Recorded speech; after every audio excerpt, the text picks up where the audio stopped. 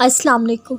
सामने खाई हो या फिर ठाटे मारता हुआ समुंदर, जो अल्लाह पे यकीन रखते हैं अल्लाह उन्हें पार लगा ही देता है। याद नहीं अल्लाह का वो वादा, जो अल्लाह पे भरोसा करता है अल्लाह उसके लिए काफ़ी हो जाता है। जिसने काफ़ी कर लिया सो वो काफ़ी हो गया उसके लिए। दुआओं के मामले भी बड़े निराले होते हैं।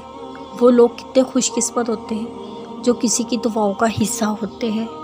जो दुआओं का हिस्सा होते हैं वो भला दिल से कब उतरते हैं। दिल से तो सिर्फ वही उतरते हैं जिनसे नसीब नहीं मिलते। अगर कुछ दिल और दुआ में शामिल है तो मुकद्दर में भी लाजिम होगा।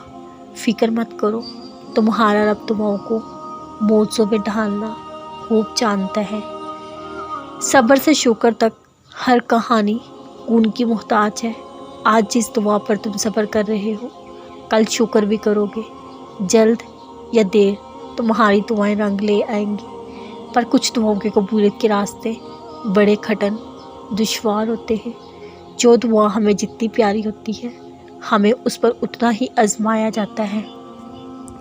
हर एक मोड़ पर आजमाइश रख दी जाती है। इन आजमाइशों से लड़ते लड़ते सब्र और यकीन के साथ गुजरना पड़ता है।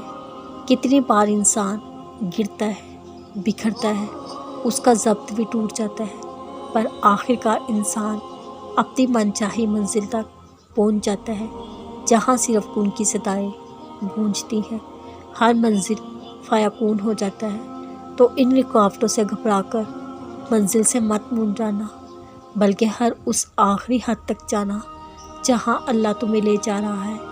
जब भी तर्क दुआ का ख्याल दिल पे आए, दिल को बताना मनचाही चीज़ हासिल करने के लिए मेहनत तो करनी पड़ती है। तुम्हें तो बस सब्र करके अपनी दुआओं का सिलसिला जारी रखना है।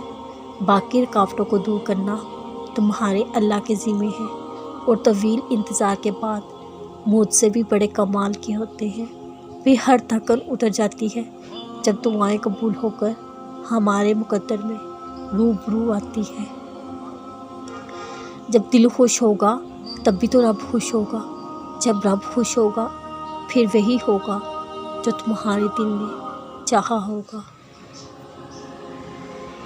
आपको पता है अल्लाह ने हमें कुरान में किस नाम से कहकर मुखातिब किया है? ऐ मेरे बंदे।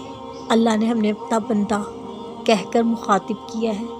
अल्लाह ने नेकोकार गुनाहगार कहकर मुखातिब नहीं किया।